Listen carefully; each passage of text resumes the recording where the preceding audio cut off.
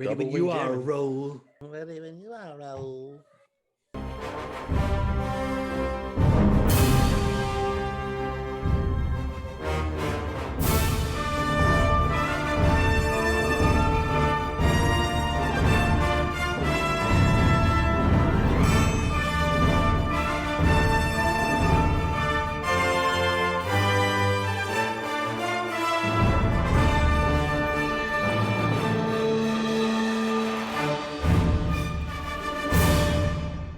I'm gonna do the Wayne's World. 5, 4. All right, we are back on The Way We Nerd. Our last pod of 2020 is also going to be our first pod of 2021 because we are doing our look back on 2020 from, what is it, January 2nd in 2021. Welcome to the new year, guys. I'm gonna say hi to you one by one. So start with you, Dan. Hi, how's your new year so far? So far it's so good, and we're about to hopefully have a much better one than we just had. Yes, I won't say it can't be much worse because it probably can. It How you can, doing, so Russell? yeah. Hey, what's up, guys? My 2021 is starting off very well, and 2020 was actually fine. It's not terrible whatsoever. And finally, we have Josh Potter. How you doing, Josh? I'm good. How are you guys? Good. Thanks, Good. Potter. Like I can't wait. That wanted a response. Yes, I was going to say I can't wait to hear. Is that rhetorical? We could talk about this off pod, but Potter just went on an adventure cross country, literally almost all the way across from here to Tennessee. Like it's the east side of Tennessee too. The like East basically side. the Tennessee-Virginia border. almost North Carolina. Your wife was saying. The Potter, there and back again. Sorry, yeah, North Carolina, not Virginia. Yeah, North Carolina. My bad. Yep. Yeah, and we drove straight through, no stops other than gas and food. That's how you stop COVID. There was 3 of you. Yeah, there was 3 of you driving. Like 3 of you switching out. Yeah. It's a good No, bit of So was it delirium. like 8-hour shift driving, 8-hour shift as navigator, and 8-hour shift as sleeping? Was it like 3 rotating shifts? Yeah, as much as we could, but mostly I Mostly drove a you. lot. And when I was tired, it was time to switch, and then Okay. Yep. Got it. All right, fair enough. All right. Well, Well, and if I haven't said it yet, I am Kyle Bound. And we remember. are here. I don't know. If I did, you get it twice. If I didn't, you get it once. We are here to do our top 5 TV, top 5 movies, and then some other media honorable mentions for the year of 2020. It was a shit year overall, but it wasn't bad when it came to, it was really good with TV, and it wasn't bad when it came to movies. We didn't get as many as we were expecting. A lot of stuff got pushed, but what we did get was pretty good. So I think we're going to start with TV, if that works for you guys. Works for me. Great. Yep. So how we're going to do this is we're going to start with our 5s and then go up to 1. And if somebody says something that you have in your list already, we can you can jump into that conversation and then we'll mention it again later. Yeah. So Russell, let's start with you. What's your number 5 TV show for the year? Number 5 would be Clone Wars season 7. awesome. I didn't even know until we were off pod that was this year. Yeah, February 24th, I believe. I remember that date because I was trying to binge on Clone Wars from season 1 I onward. remember when you were doing that. Yeah. I remember when you were doing that because we kept talking about it. We kept trying, not those episodes, but later Clone Wars episodes, and kept not wanting to spoil it for you. Yeah, I remember. Kyle binged it too, pretty recently too, right, Kyle? Yeah, I had watched the first couple seasons. So at that point I was like, I think I watched season 4 through 7 after quarantine started. So it was, I think I caught up the day the last episode aired. I was watching that last episode. So it was sort of all at once there when I got to the last 4. I watched the last 4 all on the day that the last one came out. And 4 was when it got, well, it was started getting good in 3, to be honest. But what did you think? What did you think, Russell? Like about it? Like because you had not watched it. You're a big Star Wars fan, but you hadn't seen all the Clone Wars until recently. Yeah, because I didn't consider animated to be canon really, because I was strictly a George Lucas canon person, which is episodes 1 through 6 are canon. Yeah. And then we had the sequel trilogy and then we had the Mandalorian ending of season 1 where he had the dark saber. Moff Yeah. Gideon, he had the dark saber, and everyone else's Yep. reactions were, "Whoa, blow my mind!" Whereas me, mine, it just went. I was like, "Oh, okay, that You're was like actually Darksaber's not canon. Yeah, you go, that's yeah, a cool, like, okay. that's a cool looking toy. So that's a little what extra though." yeah, I'm like, but and then I had to watch it to understand that there's a whole lore behind Mandalore, and then it was painful. Honestly, it was painful watching Clone Wars because a lot of filler. But I'm glad I watched them because as a whole, you see the whole tapestry of what the Clone Wars show is, and it upended what my expectations were. Because I wanted it to be the Obi-Wan and Anakin show. That's what I wanted. Because yeah, we didn't get that in the prequels. I thought we were gonna get the Anakin and Obi-Wan movies, but we actually didn't get that. So and then we got Ahsoka and Rex, and that bumped me a lot, but I had to accept it. And then over time, I was like, okay, the Clone Wars is called Clone Wars because it's about the clones and it's about the stuff going on outside of just the Obi-Wan and Anakin bubble. So I ended up loving it. And then season 7, it had its issues for me, but the final 4 episodes, masterpiece. yeah. It's the Yeah. masterpiece of Dave Filoni. It's like the Oh, culmination, yeah. all his talent, all the time that he spent, and all his like love for Star Wars Yeah. was in those final 4 episodes. Filoni's like, all right, George, this is how you make Revenge of the Sith right here.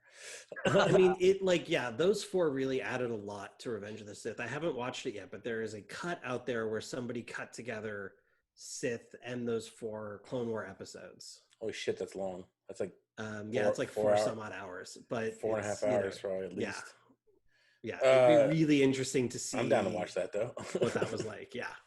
Yeah, because it really added some depth to it. Like, I mean, at that point, it's like, okay, yeah, it's like Ahsoka. The Ahsoka of it all is so interesting because you're right. Like, at first, you're like, okay, wait, why is she here? What is, like, why are we calling her Snips? What is the point of this? Is this just for kids? And then as you get to like season 5, when she starts like breaking away from the Order, and you see that she's sort of like the next in this line of like your Qui-Gons and, you know, sort of like these gray Jedi, you know, it really starts to make sense in the sort of broader theme of like, it's interesting because I was on Twitter the other day talking to like a writer or two about how like Star Wars is also like, it's about fathers and sons, but it's also about like that light and dark aren't this, you know, like the Jedi and the Sith and like all of this, there's no right way. Like they're both kind of wrong. I mean, the Sith are more wrong, obviously, but like Luke won by being this third way, right? By having this attachment, having these emotions, and being able to control them. Yeah. You know, sort of taking in both sides. Whereas, you know, and like Ahsoka feels like she's taking that same path in that series as well. Yeah. Love it. All right. So awesome. Potter, what's your number 5? My number 5 was Picard. Star Trek Picard. I would definitely have thrown that in an honorable mention, although I will admit that I have not finished it yet. I haven't even started. Go ahead, talk about it. I don't mind. Yeah, tell us why we should all be like watching it immediately. Yeah, exactly. After you're the 4 before it on your list. I have one reason, but I want to hear Potter's. There's 5. I have my top 5. Like I said, this is number 5. I could interchange this probably with a couple of my other honorable mentions, but for the sheer nostalgia and just love of seeing Patrick Stewart back in the role. Yeah, I grew up with Star Trek Next Generation. I love that cast. They're very near and dear to my heart. And yeah, seeing Sir Patrick Stewart reprise his role as Picard was great. And to do it in a way that doesn't just retread, but kind of picks up where the shows and movies left off, and kind of gives Picard something to do in a way that doesn't overextend his capabilities. Like obviously Picard and you know, by default Patrick Stewart are older now, so you can't make him this younger strapping captain anymore, flying around space and getting into crazy situations and things like that. You have to give him something that's more right for his age and the time period he's in, and that kind of stuff. So I think the story they crafted was very well done.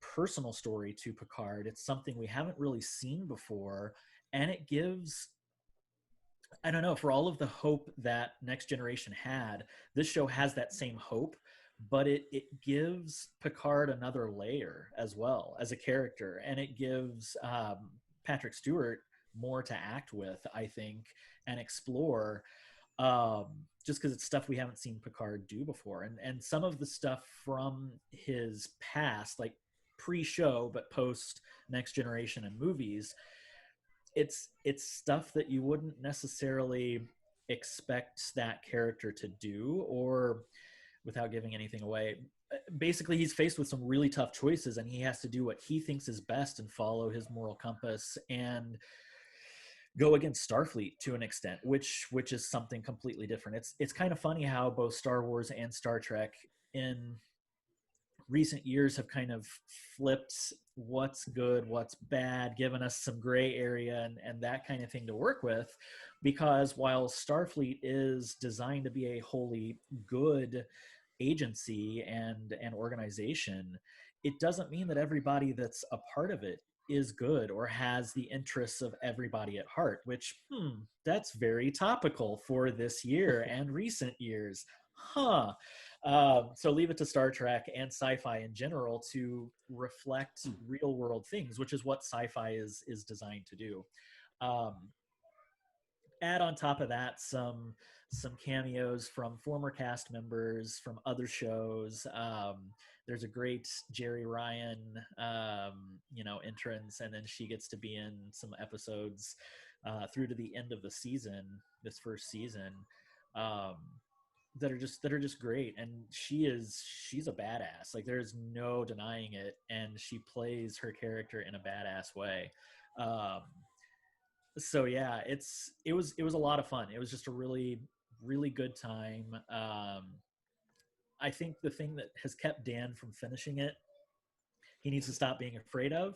If it's what I'm remembering he's afraid of, I don't remember. But the way it ends, I think, is very interesting, and it, in my opinion, it's perfectly in line with Picard as a character and Picard's journey towards, I don't know, more understanding and universal enlightenment and knowledge and that kind of stuff. I think it's a natural progression, and the way they handle it based on the return of Data, but not the return of Data and his creator is very interesting and very in line with sci-fi and with Star Trek. So all around great show. If you like Star Trek, I think you'll get a kick out of this. If you're super tied to the way Picard used to be and seeing the Next Generation again, might not be the show for you, but because it is a natural progression of the character. So yeah, I'll just say this. I don't remember. I mean, what you're saying, I mean, it sounds like something I would say. It's probably, it has to do with killing off a main or an old character or something. I probably said that, but to be honest with you, the reason I and this is really bad to say this, but I keep forgetting it's on. Like, I keep forgetting to finish it. Like, it's not that I just don't think about it. Other shows get in its way. And I finished Discovery first 2 seasons, but apparently there's a third already. And I finished Lower Decks. Lower Decks is friggin' hilarious. Lower Decks is amazing. But but I would just say this, like, the 2 things that stand out to me in this show is, one, the Romulan samurai. I love that guy, and I want to see him. Oh, he's awesome. I want to see more and more of him. And and the other thing is, this show is not, I'm not gonna say anti Star Trek Next Generation, but it so wants to be its own thing while still being within the Star Trek world and still give you some familiarity, so you want to come back to the world. But I think they've done a good job at making it its own thing while still keeping the spirit of who Picard is as a person. Yes, I agree. The reason he walks away from Starfleet is so legit. Like, it's just like one of those things, like, oh, because I thought, like, that's what I was most interested in seeing. Why would he do that? Because he's a Starfleet man. But then when they said it, I was like, oh yeah, fuck, I would have walked away too. Yep. So yeah.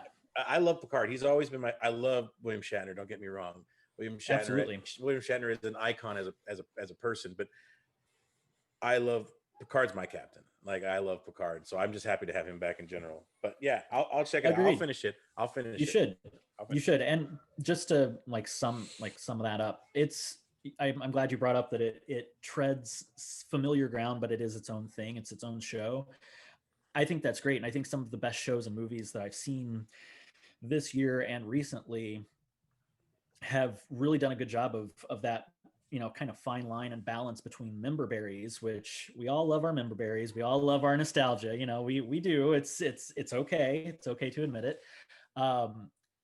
But taking the characters and the story in a direction that is organic and natural and serves the story and the characters versus here's just a rehash. This is what you guys like, so we're going to give it to you again, but dressed up differently in a new package and hope you like it. Yay. Speaking of member berries, I'm going to do a little cross promotion for our other pod. You guys need to check out our Infinity Watch that talks about Marvel, because holy crap, Kevin Feige is going full on member berries, like everything that they're bringing back, and DC is doing the same thing. So it's people, especially after the year we just had, nostalgia is like huge. But we do have 18 more shows to get to. All right. So Dan, give me your number 5. Oh yeah, I should have had that open. So my number 5 is the only new show I have on my list that happened this year, and it just got a renewal. And I don't have to get too deep into it because it's a mystery show, and if you guys haven't seen it, I don't want to talk about it. Flight Attendant with Kelly Cuoco. Yes. Oh. Did it get a second season? It got a second season. It got renewed, and the that. way the first season ends, like it ends with it ends capped off. Like the story ends. Yeah. It could have, because I think they called it a mini series in the beginning, or they called like a mini series, limited series event, and but wow, did she knock it out of the park? She was so good. Like you think, like when you see some of the trailers, even though it is a dark comedy. Like I will say, there's some funny moments, but it is dark. This is not Big Bang Theory. This is not Penny just on a weekend bender. Like this young woman has a lot of problems, and Callie plays it so well. Everybody in it's so good. And you know who's in it, Potter? You're gonna love. I can't think of her name on Doctor Who. I want to say it's Max. The Missy. Yes. Oh yeah. What am I thinking? Kyle watches Doctor Who. I was struggling the whole Missy's time to figure out where I knew her from. But Me that's too. Missy. Me too. So good, and she's so good in this. Oh my god, those seasons of Capaldi. The foil. The short sort of explanation of this is Kaylee Cuoco is a flight attendant, and she goes to, I think they go to Bangkok, and she meets this passenger. Nothing ever good happens in Bangkok in movies. She gets blackout drunk and wakes up the next morning next to him in bed. His throat has been slit and he is dead. Yeah. Dang. She has no memory of what happened the night before because she is a massive alcoholic. Yeah. With so many issues. It is, I wouldn't even say it's like there's funny moments. It is a funny show. It is so much fun. Like it is addictive fun. Yeah, like it's so good. Katie loved it just as much as I did. Like it is such a good time, and I just could not recommend it enough.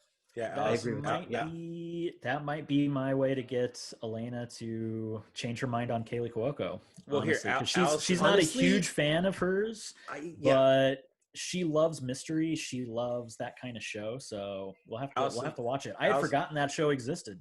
Allison loved it too. Like Allison absolutely loved it. Like she finished it. Like because we started watching it together. I think it was over the Thanksgiving weekend.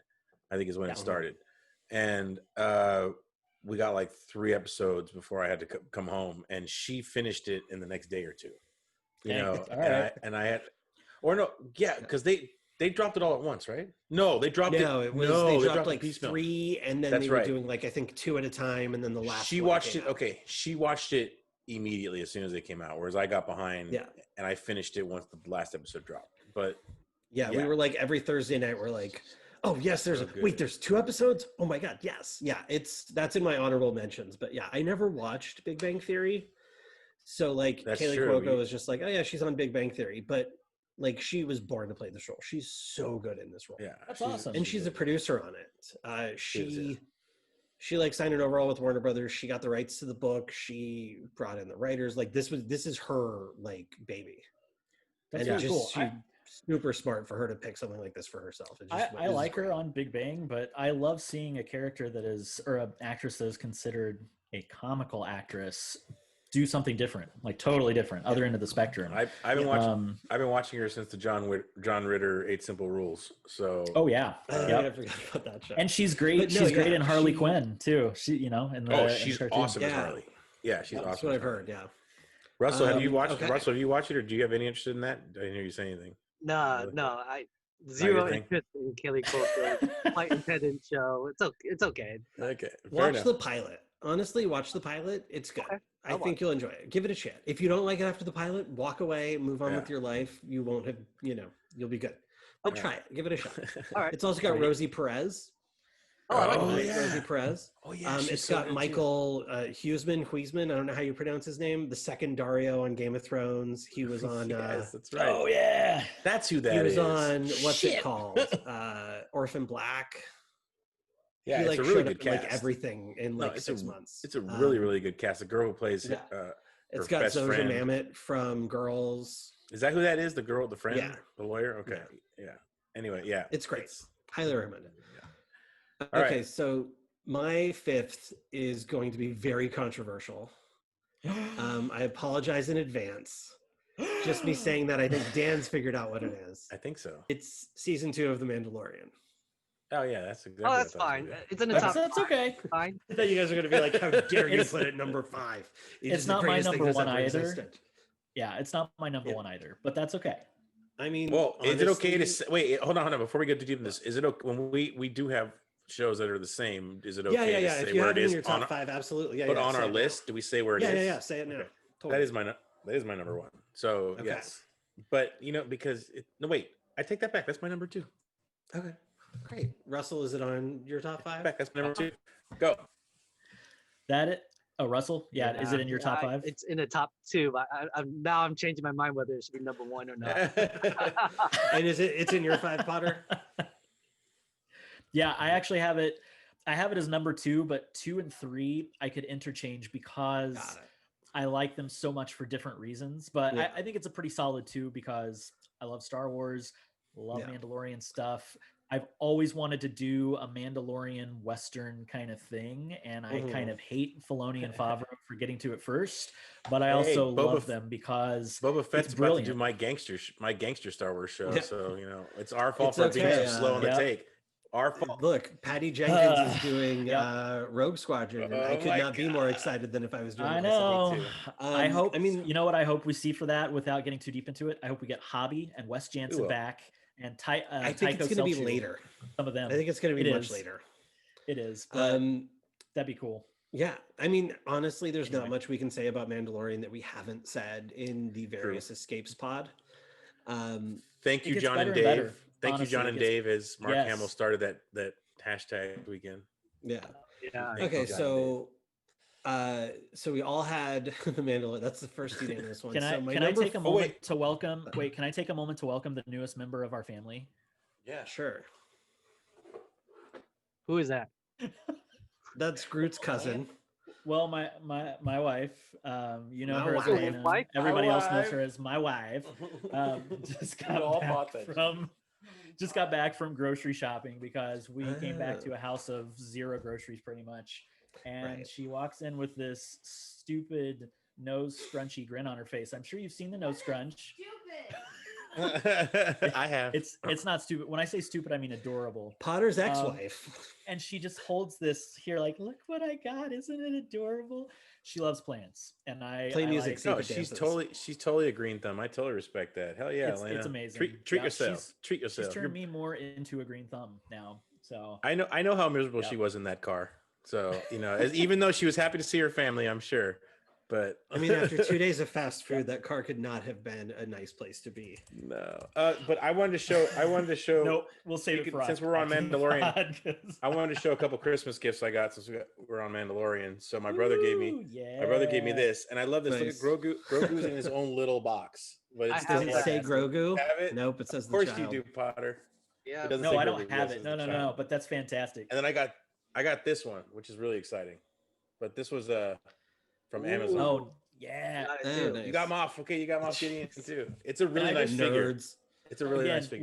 without going into Star Wars talk, because we do need to keep this moving. Yeah, we're not doing Can I just say how much I love Giancarlo Esposito in this role, and how happy I am that they, spoilers if you haven't finished season 2 of Mandalorian, spoilers, I'm so glad they didn't kill him off. I'm so glad he is Oh yeah. he's Oh, yeah. still He's like, alive. Yeah, he hasn't been, just like we knew with Ming Na Wen. I was like, there's no way Yeah. they're gonna kill her off right now. No, you don't put her in your show just to kill her off, Yeah. because she's awesome. All right.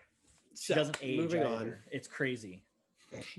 Okay, moving on. I'm going to go with my number 4. We'll do this. I don't know. We'll just do it randomly. So my number 4 is Great. something that I think I've mentioned on pod, but I would be shocked if anybody else watched it because it's so specifically in my wheelhouse. It's called Dispatches from Elsewhere. Ooh, what's that? I wanted to It's- watch it. Oh, It's No created by Jason Segel. I love him. And it is not what you would expect from Jason Segel. Is it drama? It's a drama. I think it was 8 episodes, somewhere around 8 episodes. It was on AMC like beginning of the pandemic. And it's sort of the story of this guy who's, it's actually the story of these 4 people. So it's Jason Segel.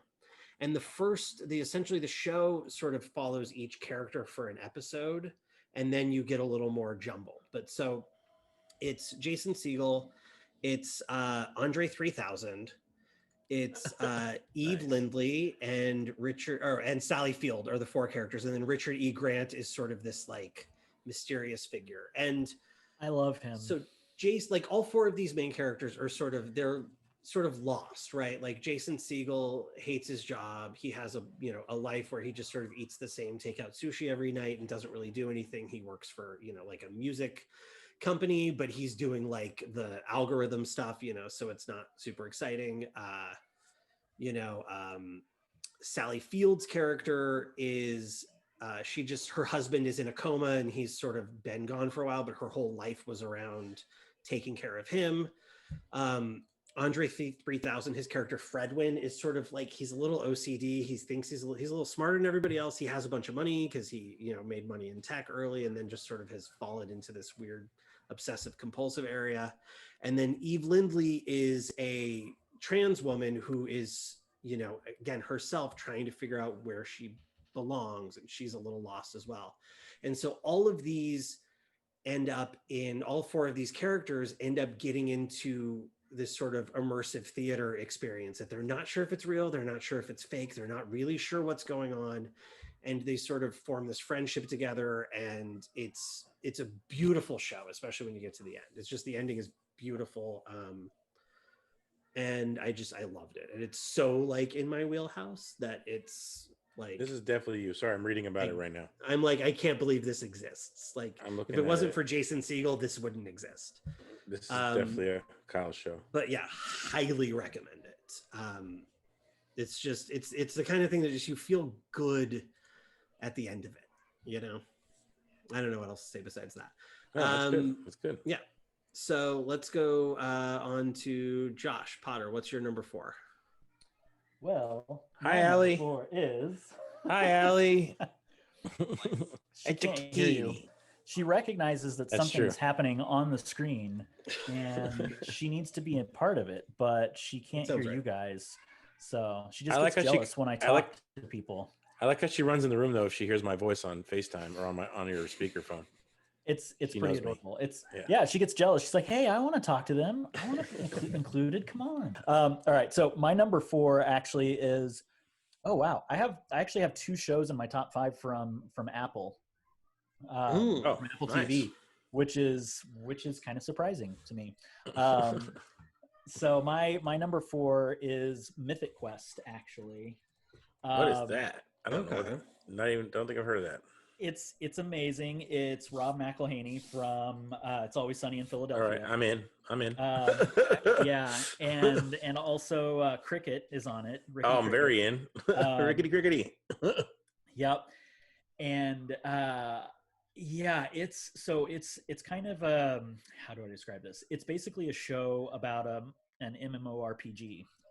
Like World of Warcraft or EverQuest or any of those big massive fantasy-based online multiplayer games that you log in, create a character. Elder Scrolls would be another one. There we go. Just in case some of those other ones are too old for our listeners. Makes World me of feel Warcraft. old. I don't know what people play these days. Skyrim. These days. Elder Anyway, Scrolls. Everyone knows Elder Scrolls, right? Yeah. So yeah, it's a show. Well, that's Elder about Scrolls the- Online, not Yes, Skyrim. It's a ESO, totally yeah. different. Yeah. Totally different. Yeah. Damn it, nerd! I know. Anyway. Yeah, It's animated, right? Or is that the real life? No, it's not. Okay. It's live action, and Got it's it. about the developers of this game. And Rob McElhaney is the creator of this game. How have So I not never only heard of does he write this, but he's also on it. The only episode we haven't watched, they did a quarantine episode right at the kind of the end of the season, so we haven't gone back and watched that yet. But the normal, shot in front of a, on a studio kind of episodes and everything like what we're used to are great, and it's really funny. But screw you, Rob McElhaney, for making me feel the feels. Like he makes everything really funny. His character is kind of well, there's a lot to his character, but he's a pompous ass. He's good at the that. head creative. He's the creator of this game, and he's making everybody else bend to his will at the cost of their sanity a lot of times. So it is presented as a comedy, but then he'll take it and he'll twist it just a little bit, and suddenly you're like, man, fuck you, dude. Like, you just gut punched me. And yeah, we found ourselves watching it thinking, oh, this is just going to be a silly, like, escape from the other stuff we're watching. It turned out to be a really wonderful show. So watch it for the laughs, and because you like Rob McElhaney and It's Always Sunny in Philadelphia, which just got renewed for like 3 more Dude, seasons. That show is like nonstop. It's Like insane. it's just like. I love it. I You know love what? it. It's so great. But yeah, Mythic Quest is great. What'd you say, Russell? I not auditioned. I interviewed for the post PA job for Mythic Quest season 2. Nice. Yeah, but I didn't get it. Obviously, I remember I interviewed for that like really early in this year. Like What? So this is its second Last season, just premiered then? No, it's only 1 season so far. They haven't started the second yet, or maybe Oh. they've Oh. just Okay. started producing. I interviewed for season 2, and I wanted that job, but I didn't get it. I don't know why, but we'll never know why. But I ended up getting another job anyway, so it's Yeah, fine. Hey, there you Yep. there's that's the thing about our business. There's so many interviews before you finally get that one.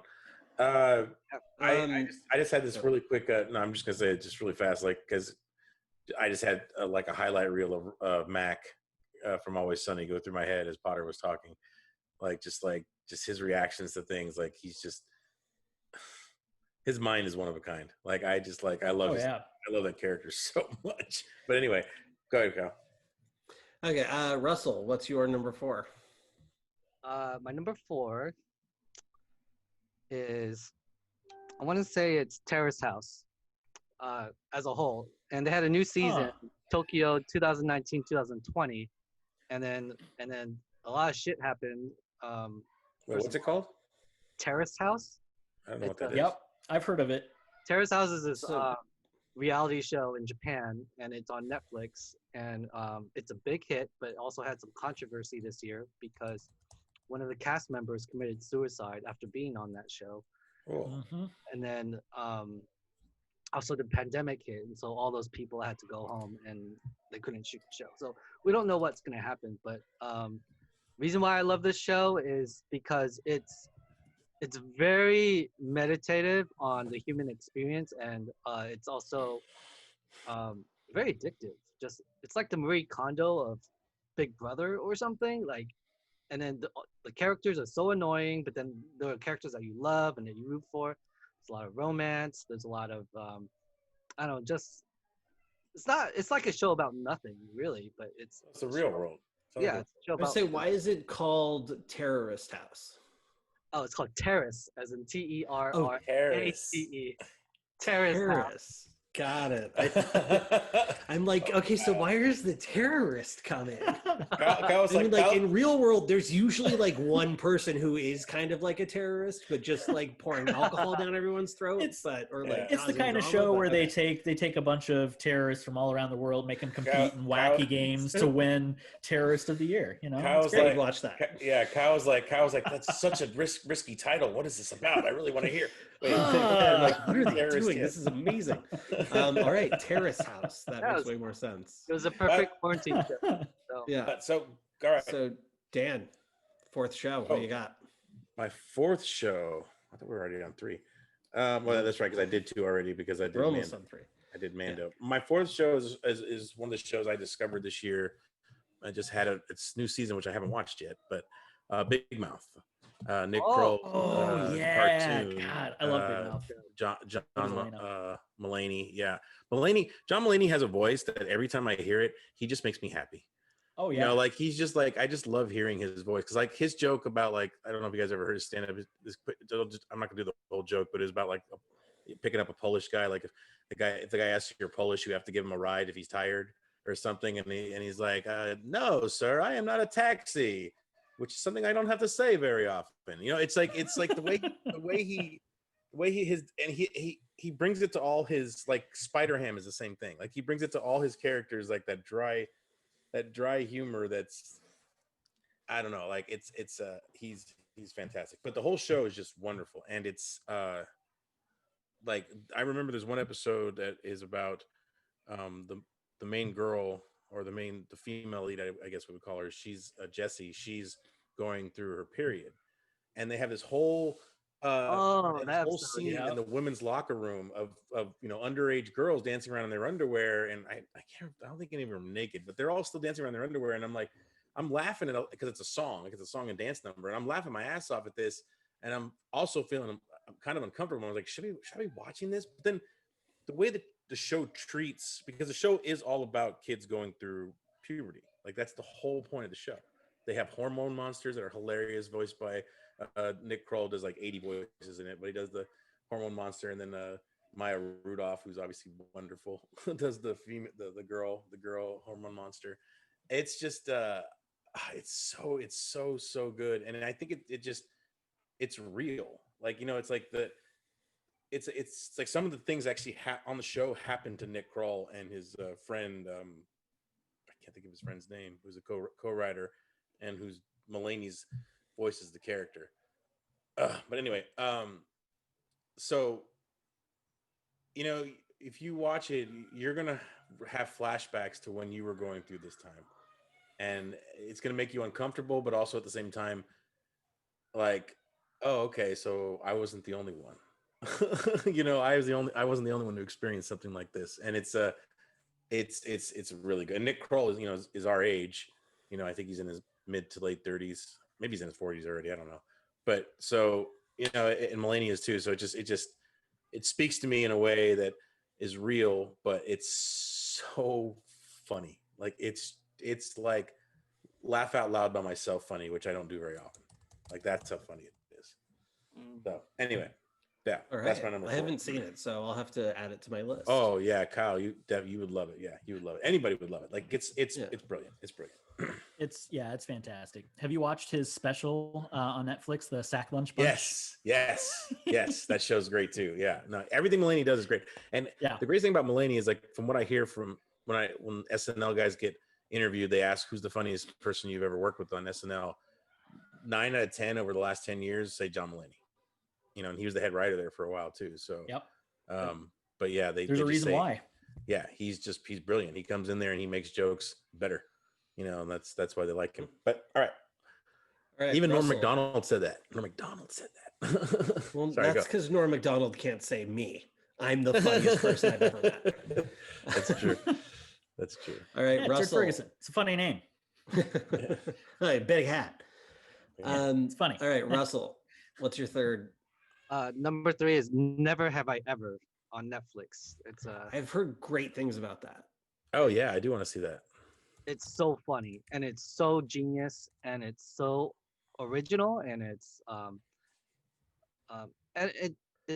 Mindy Kaling's show and and when Yeah, you watch I the love her so trailer, the show looks annoying. To be much. honest, it looked really annoying, but I watched it, and it's amazing because it's really gripping. It's heartwarming, and you get to see a perspective that you don't normally see, which is an Indian American female, teenage Yeah. female, and then just the high school characters around her are hilarious, and it's easy to watch. It's like 30 minutes. It's a comedy, and the voiceover, the narrator is this white dude. Is like a tennis player. Is a famous tennis player from the 80s or something, and he is a voiceover that tells the whole story. It makes no sense until you finish the pilot Okay. in the series as a whole, but it's very cool. It made me rethink about what you can do with a pilot with a TV show.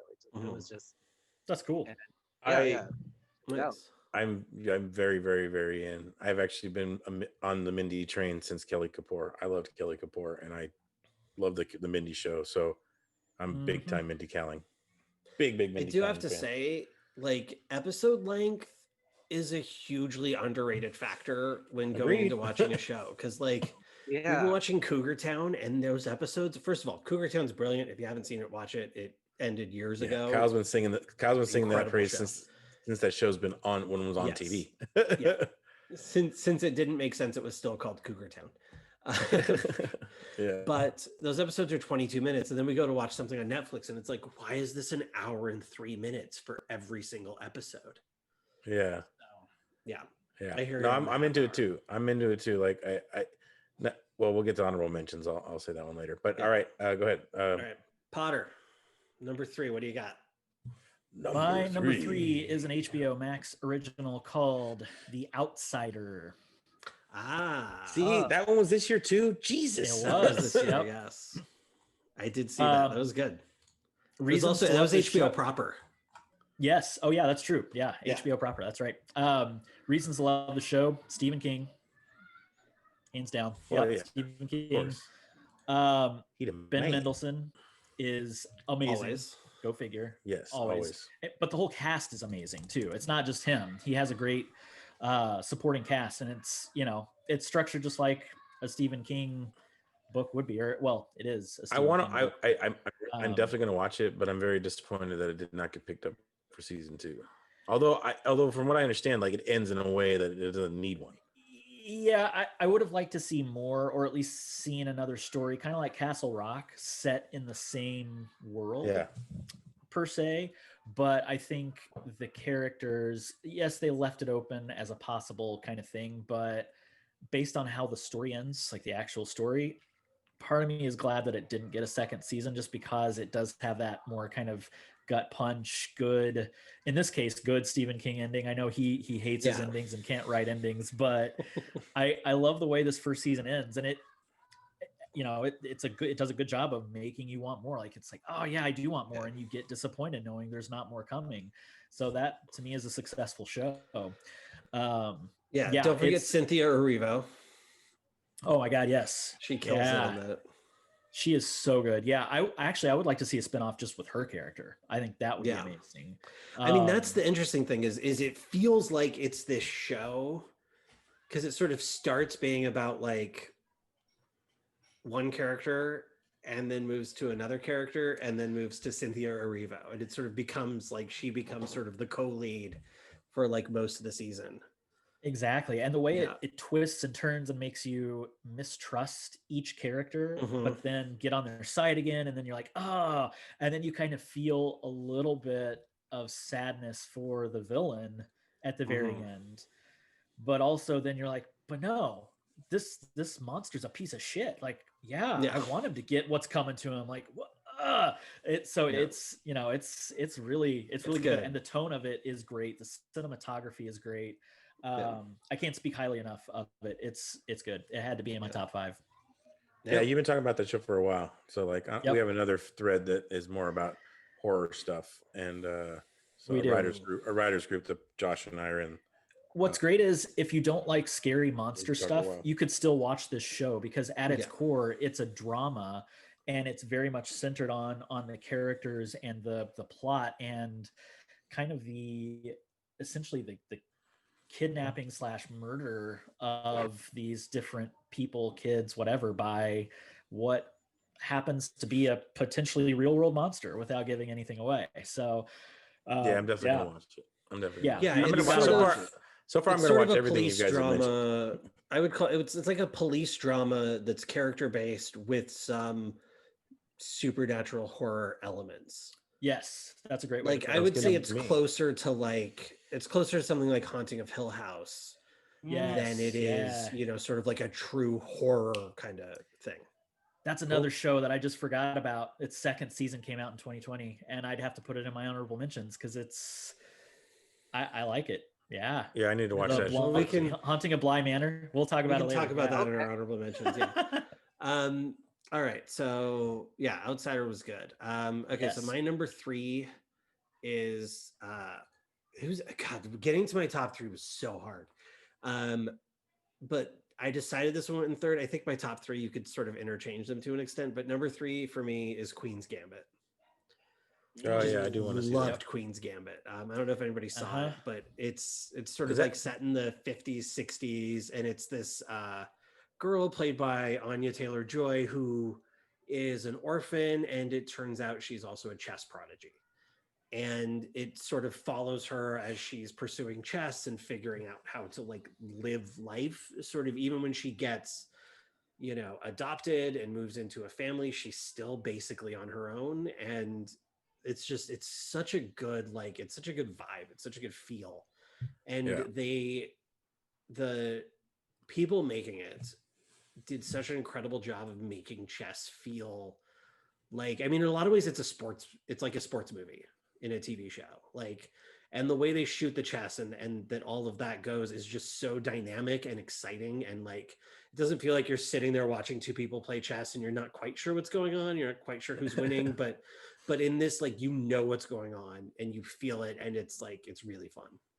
Yeah, Highly recommend it. I love that movie from the '90s, Searching for Bobby Fischer. So when I saw the Queen's Gambit like trailer, I was like, "Ooh, I want to see this."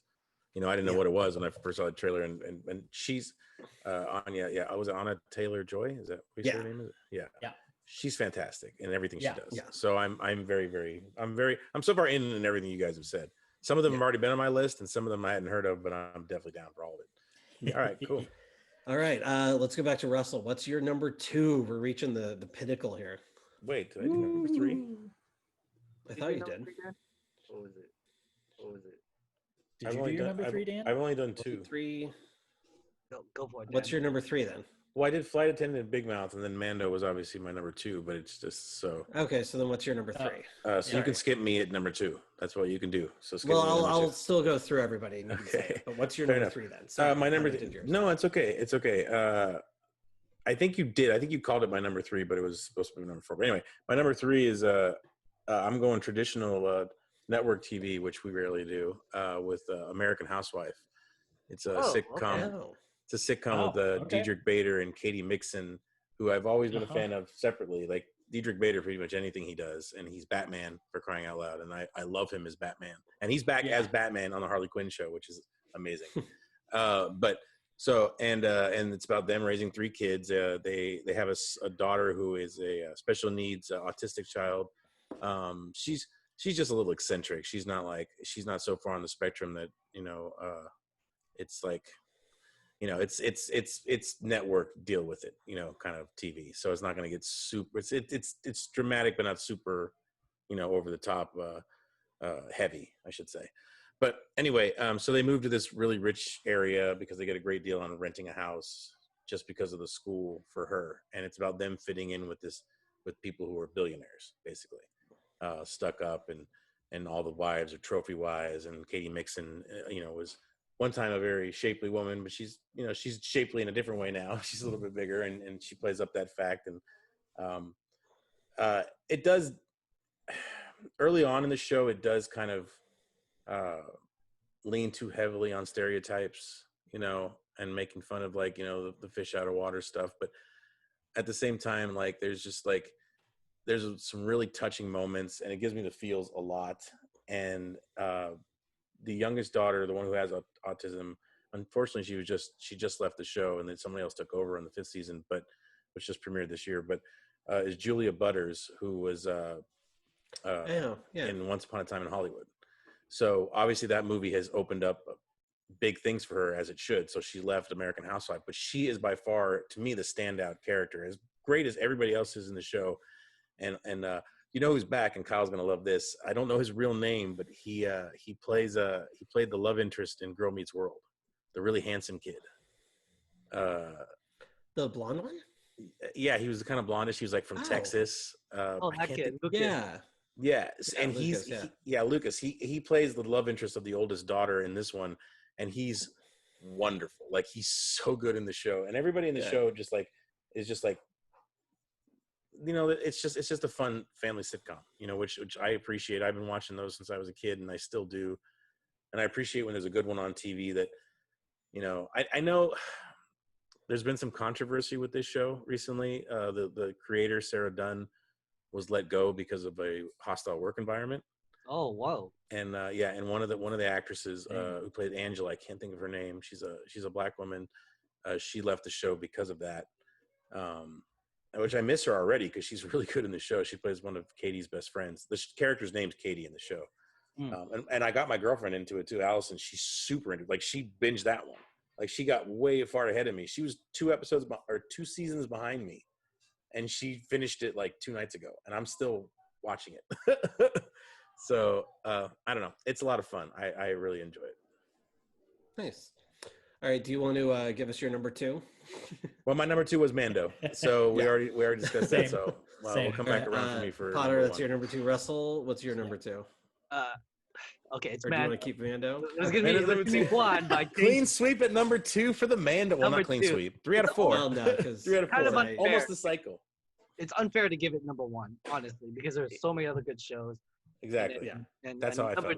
Number 2, because like Mandalorian gave us the nostalgia goggles, and it gave us like fan service, which is not a bad thing, and it gave us like, you know, Bo-Katan, gave us Ahsoka, it gave us that, you know, final episode. Oh my gosh! It gave us It fan gave us service the- that served the story. Yeah, It gave us the Crate Dragon in the first episode of season Okay, 2, I'm gonna which run to was the bathroom. awesome.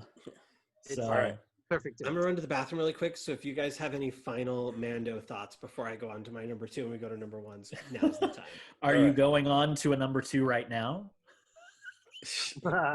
Oh, Potter, I knew somebody was going to take it to the toilet. Well, Anyway, Kyle's taking it to the toilet first, so yes, I he mean, is. Yes, he is. I'll be Well, yeah. home. As far as the Mando goes, I mean, like Russell, just to piggyback on what Russell was saying, like all the nostalgia and all the fan service has so far, you know, served the story well. Like, there might be 1 or 2 minor moments where you're like, but at the same time, or it took a while to pay off. Maybe it took a second, and you're like, oh, that's why that was there. Cool, you know, like, so, you know, it's I'm very excited. Like, I know everybody was very afraid that the book of Boba Fett was going to be season 3, but I knew there's no way we were done with Jin and friggin' and Grogu. Sorry, I was not going to call him Baby Yoda. Don't worry. I mean, we Russell. don't know Yes, about that's- Grogu. We have no the idea when we're child. going to see Grogu again. That's true, but I'm just like, you know, he's just like, there's no way this was the last time we ever see him. Oh no. So No. that's all I meant. think we'll see him in the Ahsoka show, if nothing else. Yeah. And 'cause speaking her of and which- Luke have to interact at some point. You know, I meant to mention this, and she can be like, "Don't open a Jedi Academy. Don't do what they did. It's not going to work." I meant to mention this to Russell, because when he was talking about Clone Wars, because I'll be right we back. might have talked about it when him and I had our own mini escape pod. It was just us two.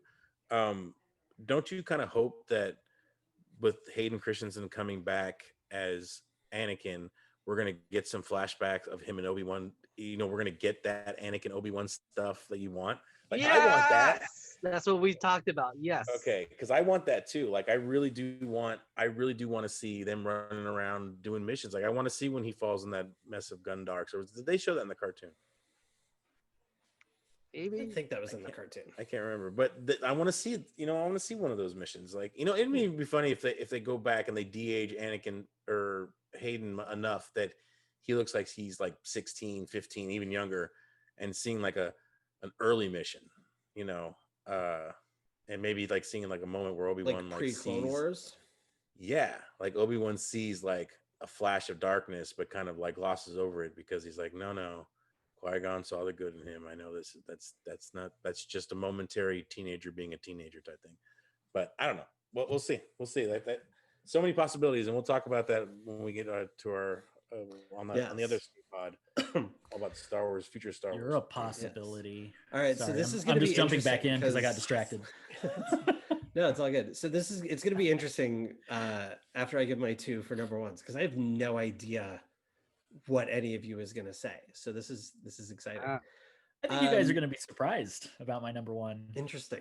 My number 2, if you haven't seen it, go watch it now. It is called The Great, and it is on Hulu, and it is just that. It is fucking amazing. Nice. I had no idea what this is, so you have to tell me what it's about. So The Great is referring to Catherine the Great. Oh, Yes. Oh man. Yeah, that's a That fascinating. should have been in my by- top 5. Oh god. Yeah. Right. It's so good. It's and completely her forgot about it. marrying Peter. Oh, and yeah, I totally it's- remember Potter's wife talking about this show now. Yeah. It's It's so so good. good. It's from one of the writers of The Favorite. It's Elle Uh-huh. Fanning and Nicholas Hoult. You know, it's also impressive because, you know, Yeah, for I wanna like, see that. you know, 17th, 18th century Russia, it's surprisingly diverse. Yeah. You know, so it's, oh God, it's so good. It's like, there's a little bit of like the like period talk, but it's really not. Like it's just so much fun. They yell huzzah all the time, and after watching it, I was yelling huzzah all the time. Huzzah! Yeah, huzzah! It's just so good. It's so much fun. It's so funny. The characters go on like especially Elle Fanning's character goes on such a journey in that first season.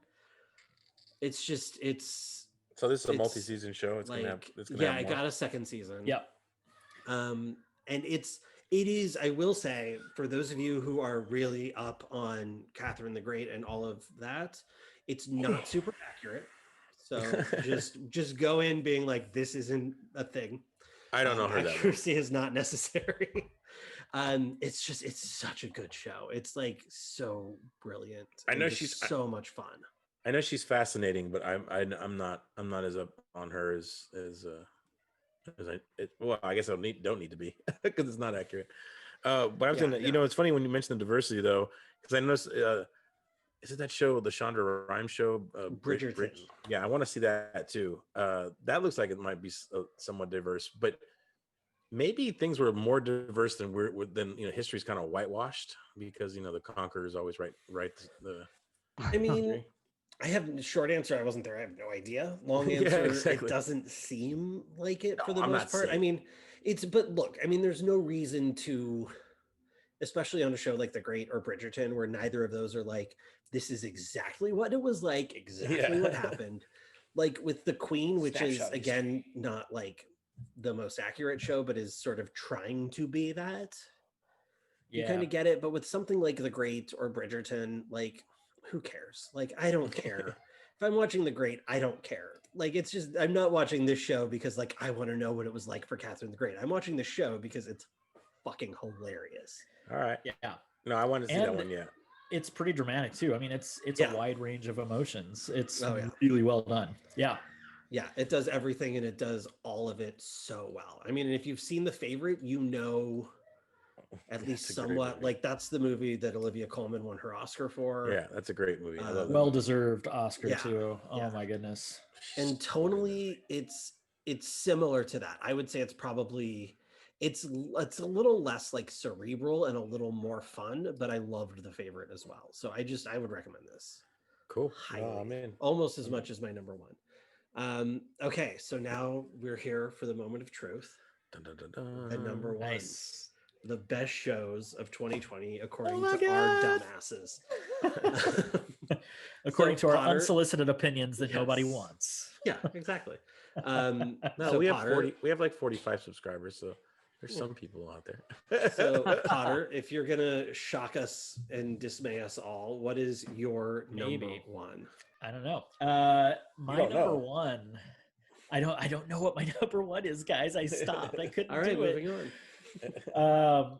My number one is Ted Lasso on Oh, Apple you TV. did. I've heard You nothing know what? but good things about this show. You did say you had another Apple show, and I forgot you didn't mention the other Apple show yet. All right, From Ted the creator Lasso. of Cougar Town. Yes, that's true. And Yep. starring There's your one. And Scrubs. starring the amazing. Jason Sudeikis. You got it. Boom. Oh yeah, dude. I definitely want to see that show. I mean, him as a person, he's wonderful. And I love that he was also in Mandalorian. He was one of the scout troopers, which is fantastic. End of season 1, which was a hilarious bit for that. But this show is so good. You go in, again, it's one of those you go in kind of like Mythic Quest, and it does it better, I think, than Mythic Quest because it's designed to, not because Mythic Quest does it poorly. They're just different shows, but you go in thinking, oh man, this is going to be a really funny show, and it is, but damn it, does it have a lot of heart and a lot of really good messages and hope and feel good vibes, but also real world problems that a lot of people deal with on a daily basis.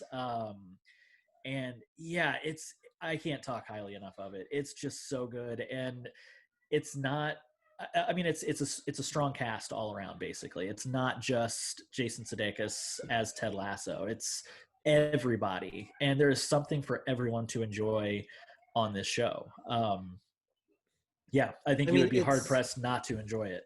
Yeah, I mean, Bill Lawrence has a history of great casts, and being really good at the combination of really funny, but also sort of kicking you in the gut. You know, that sort of, like, the best episodes of Scrubs are like really funny and then really emotional. Dude, that Brendan Fraser episode kills me. Yes. Every time. Yeah.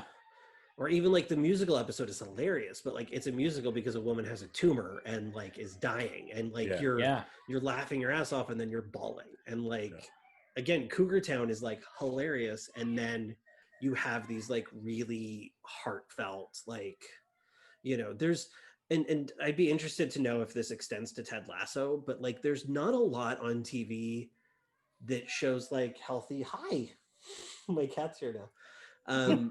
That shows like healthy relationships between guys sharing their emotions, you know, being sort of, you know, hugging it out, that kind of thing. You don't get a lot of that. And you get a lot of that in Scrubs between JD and Turk. You get a lot of that in Cougar Town between the three guys on there.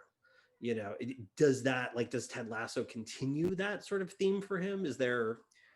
Watch the show and you'll find out. Fair enough. Fine. I like signs point to probably. I'm gonna say. I mean, it's Bill No, Lawrence. I don't think I've watched a show. I mean, even Undateable, which was sort of like a little fluffier, That was a little him? more like throwaway. But yeah, he was involved in that too. I didn't know But it was super fun. I loved it. Like, as far as a multicam sitcom, that show was you know, hilarious. that was like the last one that I'm like, oh, this is fun. I like this. Brent Moore and Ron Funches and a man we can't name anymore, Bridget Medler. Yes. Oh yeah. Yeah. Between That was a great show. this show, between Ted Lasso and Mythic Quest, and we still need to watch C, which is Jason Momoa's show on Apple TV. Are you the one who keeps telling me to see that? Somebody keeps telling me to watch that. I don't think Watch C? I don't think we've had a conversation about it, but I do want to see it. I want to see C. I haven't heard anybody say I should watch it. Yeah, I can't remember who it is. I thought it was one of you guys, but somebody tells me I should be watching. I will, if we want to talk the Apple Plus conversation really quick. I would also recommend you guys check out. It wasn't this year, so it's not on my honorable mentions or anything. But I know For what All you're gonna Mankind, say. Yep. which has season 2 coming up in February. And then Home Before Dark is in my honorable mentions for this year. Oh, haven't watched that Brooklyn, yet. What's her name? Brooklyn Prince from Florida Project. Okay. Yep. And her dad's a reporter, and they move back to the town that her dad grew up in. And when her dad was a kid, this other kid, his best friend, disappeared, and she sort of starts digging into that and sort of starts like, you know, digging into people, and like it's based on a true story somewhat, but she's sort of this like second, third grade reporter who starts uncovering secrets in this town, and it's really fun. Highly recommend it. Nice. Well, all of those shows, I kind of dismissed Apple, honestly, as a streamer, just because it's Apple, and I already give a lot of my money to Apple. But yeah, this would just those two shows alone, Ted Lasso and Mythic Quest, but also knowing I want to watch I want to watch season 2 of For All Mankind, that would make me consider, purchasing it for another year, just because Ted Lasso was wonderful, Mythic Quest was wonderful, and if I'm going to keep getting quality entertainment, I'm willing to pay for that. Yeah, I think the problem with Apple Plus is just not enough people have it. That's all. Like it's not. I think the show, from what I've understood, the shows have been pretty quality. Which same thing with YouTube. I mean, only one of them actually, really. But when I'll talk about that in my honorable mentions, so it's just not enough people had it. Yeah, no, it's true. And knowing, it is nice to know that like both. I'm pretty sure Mythic Quest is getting a season 2. I know Ted Lasso is for sure getting a second season. If Russell's interviewing for Post, they. Oh yeah, duh. I mean, they got to be pretty far into it. So yeah, it's great to know that at least enough people watched it, or reaction was positive enough to warrant a second season, or to at least invest in a second season of both of them. I'm very. I've been hearing mentions of Ted Lasso from people for the last month or 2 months, and just nobody has said a negative word about it. Yeah, it's really good. I highly encourage all three of you to watch it. I'll get on it. For sure. All right, so Dan, your number one. What do you got? My number one is a show that's been on for a few years now, but it just had its 4th season premiere, which I haven't watched yet because I want to wait till although it might be all the way out. Is Fargo. Yes. Fargo is one of the best television shows I have ever seen, let alone just of the last couple of years. Like it's so well crafted, so well acted, so well shot. The music is, everything. There's nothing wrong with that show. It's almost perfect, pitch perfect. Like there's sometimes you can nitpick at certain things in the storytelling or the choices that the writers or some of the actors made, but for the most part, it's just like it really would be. You'd have to admit you're nitpicking because it's so tightly written. And the second season by far has been my favorite. Was with Jesse Plemons, Kirsten Dunst, Jeffrey Donovan season. Like there's so many actors. I'm leaving so many people out. Like that's. And the new season, the reason I went back to watch it because I liked the first season with Billy Bob Thornton, but for some reason I forgot he was on. And then, it's essentially a rehash of the movie, just more drawn out. It's a little bit, a retelling. And the greatest thing is they do the same thing as Fargo does. Like this is based on a true story, but due to for the people who are still living, we've changed the names. Mm-hmm. And, even though it's actually completely false. I don't know. I think Fargo, the original movie, is also completely false. I think that was part of the joke. But it's so good. And just the greatest thing about Noah Hawley, because Noah Hawley is the showrunner and he writes pretty much all the episodes. It seems like he doesn't direct every one of them, but he writes almost all of them. And I really want to see his Star Trek, which we are getting. Thank God, we are getting. They finally, and the Alien show he's getting. They're doing his Alien show, which is fantastic. Noah Hawley's a wonderful, wonderful filmmaker and writer. But anyway, but the Chris Rock is in the newest season because every season is a different set of characters, but there is a very, very loose connection, at least in the first 2 seasons. I don't know if the third one. No, there is one in the third too, but they're very, very loose. Very, very loose. So, and they take place at different decades too. Each one takes place in a different decade. So, and it's all in the same state and area. Same area essentially, it's without giving it away. North Dakota. It's the Midwest there, but like the upper Midwest. So, but anyway, there's 2 friends that I have that immediately came to mind. My best friend from back home, Brian Corjo, went to USC. He's a talented writer himself, but sometimes it's hard for us talented writers to get jobs. But this show, I was like, this is Brian Corjo, and the other friend is Kyle Bound. Like after I watched this show, I'm like, holy crap, this is like a Kyle wet dream. Like, well, actually, I take that back. When I watched Veep, I was like, oh yeah, I totally understand why Kyle watches this show. that is like, but at the same time, as the writer that I know that you are, if you have you seen Fargo? I guess I should. No, I've not watched it yet. Yeah, I immediately thought of you two, my friend Brian and you. Like I was like, you guys need to watch this show. Like it's just like it's a show that I would not be surprised if you had created. Like it's just one, it's just like that. It's like that. But anyway, so that's my spiel on Yeah, Fargo. I need to sit down and watch it. Everybody check it out. What about you, Russell? Have you watched it? No, I haven't. And you're a writer too. Like all of us are writers. Like I really believe that people who You guys will love it. yeah, writers just like it's a writer's wet dream. Like it's so good. But anyway, yeah, that's my number one. All right, Russell, you're number one. Okay, it's Netflix's Cobra Kai. That was my honorable mention because I didn't. Okay, Awesome. Go. Technically, season 1 came out 2018. Season 2 came out 2019, but that doesn't count for me. That was on YouTube Red or YouTube Premium, which is not canon for me in terms of platforms. It's YouTube. But when it was on Netflix, combined seasons 1 and 2, fuck! That show makes me so mad that other shows can't be like it. That's amazing.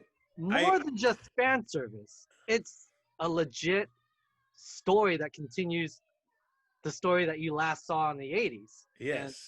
And it's what Star Wars should have been. It's, I mean, okay, J.J. Abrams did it a little bit, but it's what the Saved by the Bell reboot should have been. It's what Girl Meets World. It's what everything should have been. And the fucking fights. Okay, season 1, it's kind of slow in the beginning, but then it builds up the tension and the anger, so that when you see, I think it's episode 4 or 5, there's this fight. Incredible. The choreography in this fight choreography in this is unreal. Like it's a real martial arts show.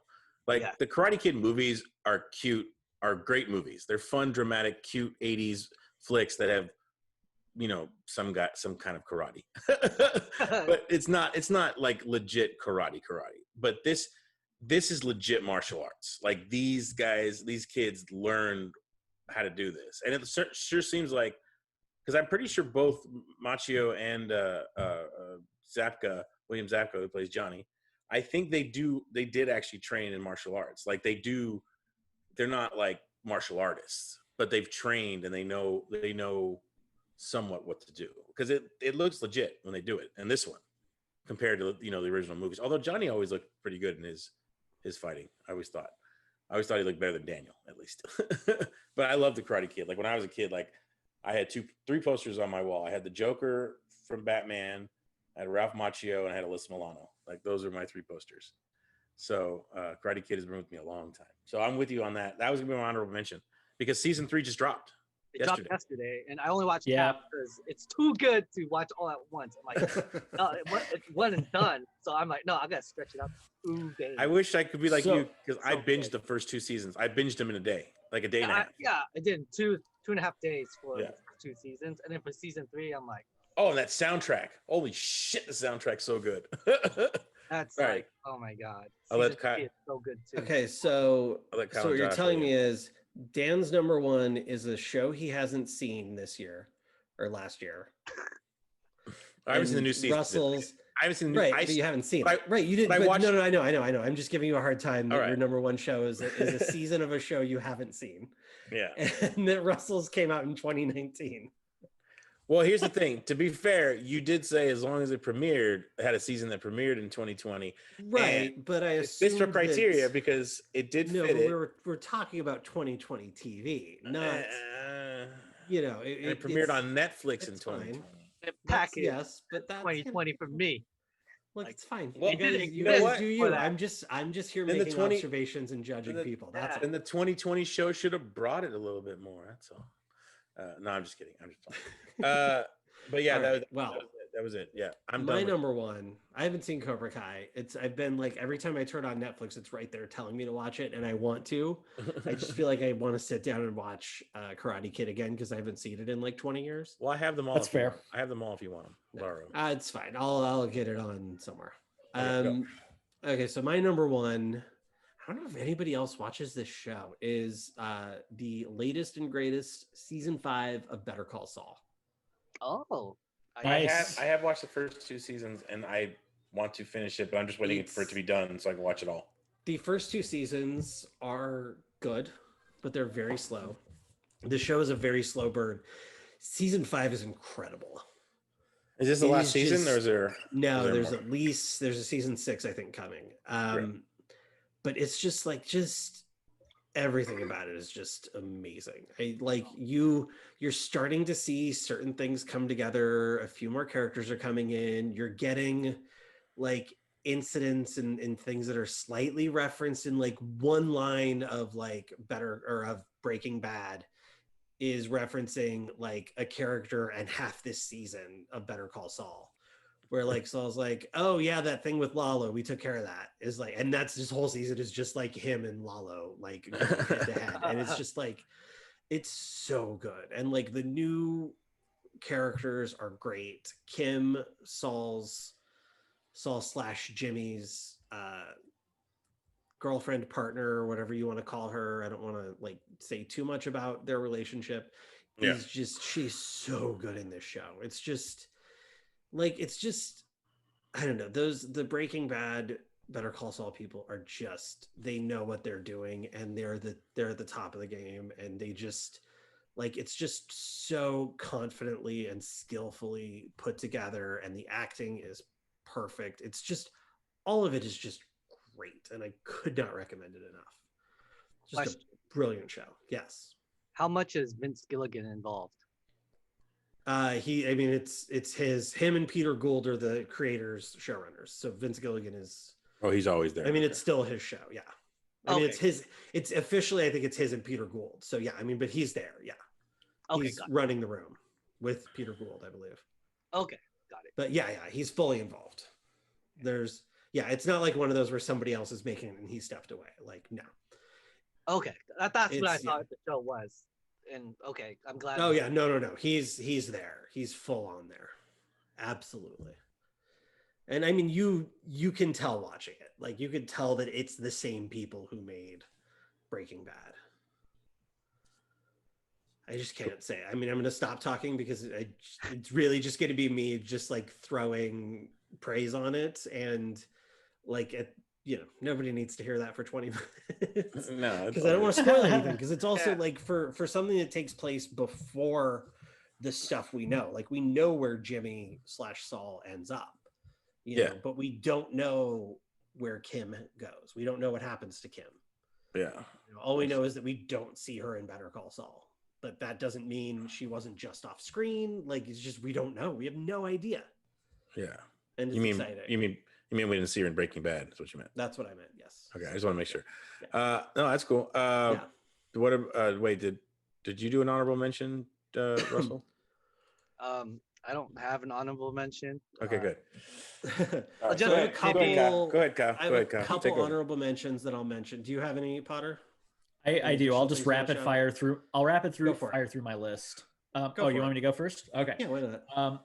Here we go. Doesn't need discussion on any of these really. Okay. Tales from the Loop was great. Ju-on Origins on Netflix is pretty fucked up. But I like it.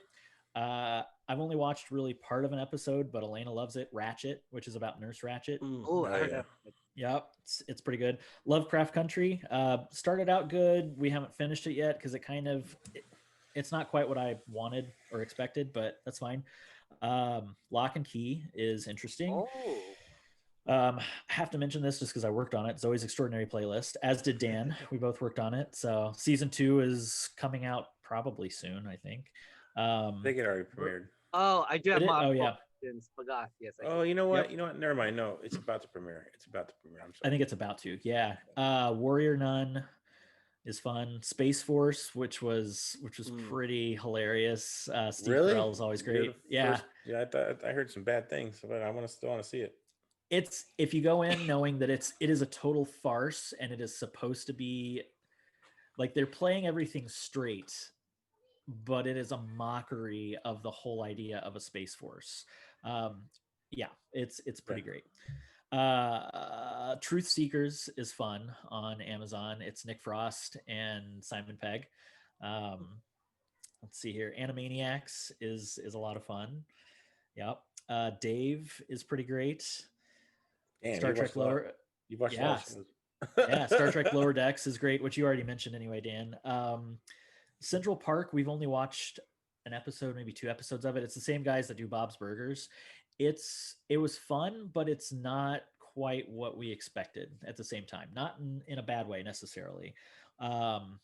Hoops is a lot of fun. It's Jake Johnson is the voice of the main character. It's an adult animated cartoon.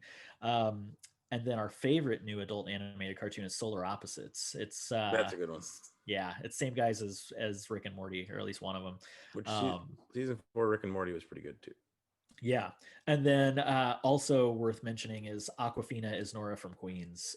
It is so fun. Yeah. Okay. Well, Aquafina is awesome. I just rewatched. I love her. I just rewatched the second Jumanji, and her acting as Danny DeVito is sublime. It's just yeah.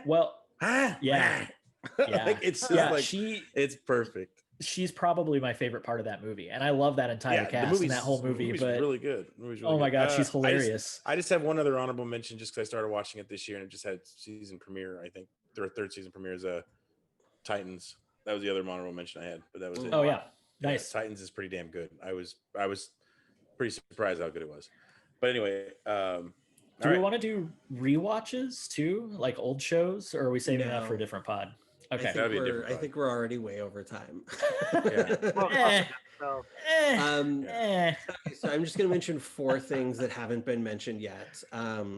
Sweet. That also I think you guys will like. There's 2 documentaries. I don't know if you guys watched The Last Dance, the Jordan Bulls documentary. Oh no, but I've been told I should. No. So good. I lived it, so I definitely want to. Yeah, it's good, and you get a lot of stuff that you wouldn't have seen or know. No, that's why I want to see it. Impressive. And then the other is I'll Be Gone in the Dark, which is about the Golden State Killer and Interesting. Michelle McNamara, who was married to Patton Oswalt before she passed, and she was in this group of citizen detectives digging into that case. And they kind of solved it and then helped the police. Nice. But it's really good. Highly recommend it, because it's as much about sort of her as it is about the case. I know what it is about San Francisco and serial killers being able to get away with it. The Zodiac killer, so, like that. If you want a serial kill, that's where you go. So the interesting thing with the Golden State Killer is that it's San Francisco, it's Sacramento, it's Los Angeles. Like, this guy went. Yeah, he went all over the state. All over the state. It's crazy. Yeah. And then 2 shows on Netflix. One is a one and done that Katie and I really liked. It's very much a character drama, but it's also sci-fi. It's called Away. Oh, I do want to see that. I do want to see that.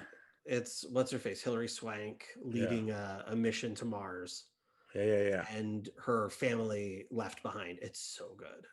We loved it, and it has enough of an ending that you feel like satisfied by it. You want more, but like it's not like, oh my god, are they all gonna die? Blackout. Like it has a satisfying ending. And then a show that requires you to pay a lot of attention, but is really good. There's 3 seasons. The 3rd season came out last year on Netflix. It's called Dark. Oh yeah, I know. Still have to watch it. Yeah. It's Swedish, or I think it's German. Okay. And it is subtitled, so you do have to read it, but that actually kind of helps. Well, a lot. And you said it's very similar to like Fringe and Lost and that kind of stuff, right? Somewhat, yeah. It's sort of it's all sort of set in this one town, and it covers a period of something like 150 years, give or take, in this town. That's right. And it sort of circles around these 3 families throughout that time. And there's like this one, maybe more than one, but there's really like this one main like fantastical element to it that I don't want to dig into too much. But if you watch it, I think you'll like it. I think you'll dig it. It sort of starts as there's a missing kid mystery, and then just becomes this massive interwoven thing of craziness that I just like. I want you guys to watch it so that we can talk about how insane it is in a good way. Oh yeah, I definitely want to watch it.